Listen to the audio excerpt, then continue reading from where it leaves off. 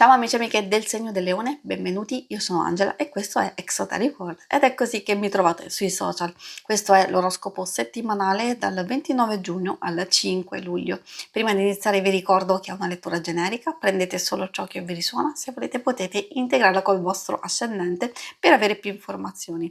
In descrizione trovate le recensioni dei mazzi usati, i link per acquistarli e i link alle playlist per conoscere il significato delle carte della Sibilla Lenormand e della Sibilla italiana. Vi invito a iscrivervi e abbonarvi al mio canale per sostenere il mio lavoro. Vi ringrazio moltissimo se lo farete o l'avete già fatto. E adesso partiamo con la lettura. Andiamo ad inquadrare le energie principali della vostra settimana, i segni zodiacali da attenzionare e poi vedremo l'ambito amore, coppia single, il lavoro e le finanze. Partiamo con l'energia della dama, può riferirsi sia a voi, ovviamente se siete donna, ma essendo una stesura generica in realtà può anche riferirsi a una persona presente nella vostra vita e anche come atteggiamento. Adesso insomma vediamo un po' i suoi significati. Se si tratta di una persona magari in qualche modo può aiutarvi, può sostenervi, essere particolarmente utile in questo periodo. Invece potrebbe essere una vostra stessa energia indipendentemente dal fatto che siate un uomo o donna, e cioè che vi può servire tantissimo usare la vostra creatività, la vostra pazienza, anche con comprensione, cercare di adattarsi ad alcune situazioni con amore, con fiducia, con apertura, diciamo, del vostro cuore. Per aiutare e sostenere qualcuno anche, ma con il cane può riferirsi proprio alla risoluzione, alla costanza, al mantenere una specie di equilibrio, di serenità interiore che vi può permettere di fare qualsiasi cosa.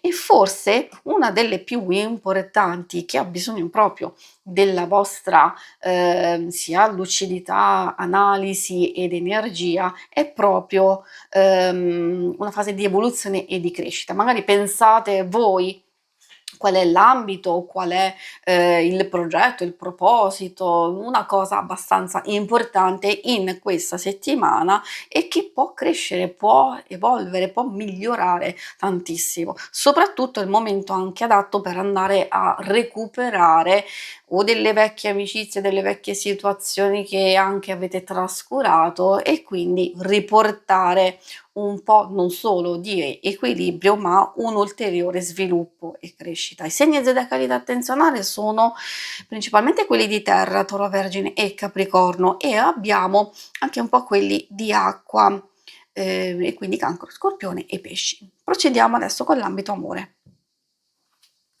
Ambito amore, coppia single, potete ascoltare anche chi vuole informazioni su un'amicizia o su un familiare.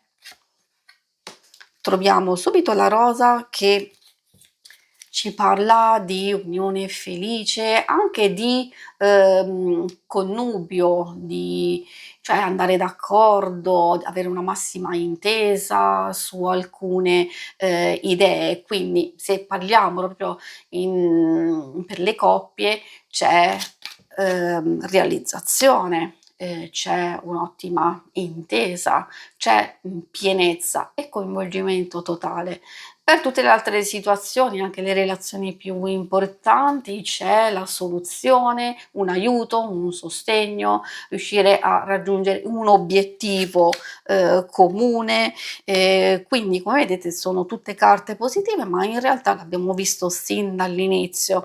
O è un buon momento proprio per saldare un'unione, per migliorarla ulteriormente o approfittare di questo per vivere dei momenti felici, in tenerezza, anche in forte attrazione e coinvolgimento totale.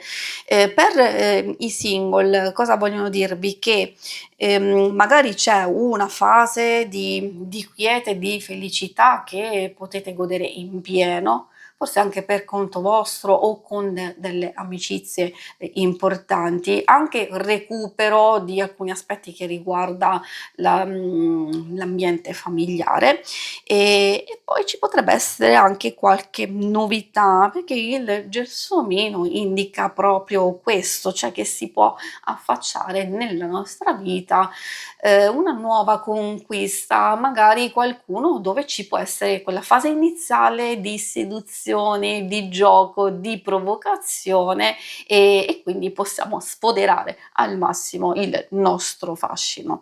E adesso procediamo con la parte più pratica del lavoro e delle finanze.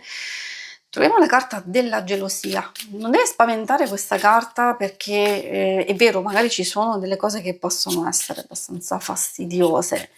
La gelosia, l'invidia di qualcuno, spero che non sia assolutamente il vostro caso. In senso lato può parlarci di qualche avvenimento, di divergenze, contrasti, alcune critiche o alcune cose che tardano a risolversi.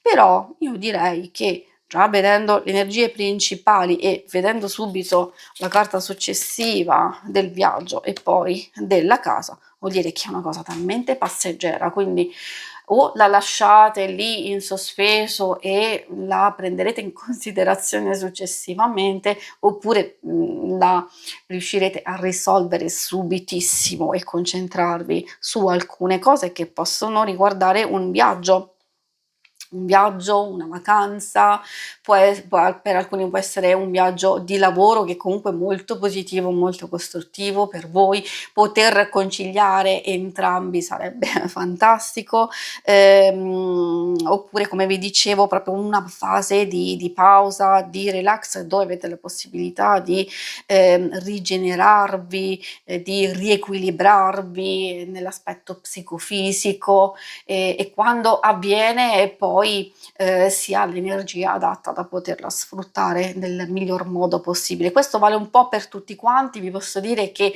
chi ha già qualcosa di avviato, come il lavoro stesso e anche la ricerca, comunque vedrete i risultati. Magari si deve solo aspettare un attimino, si deve avere solo un po' di pazienza, però le cose sono già in via di sviluppo. E poi soprattutto la carta del viaggio in sé per sé porta quel carico di notizie, di informazioni, di cose che si muovono abbastanza in fretta, quindi magari ci si può aspettare dei messaggi, delle telefonate, dei contatti che possono essere interessanti.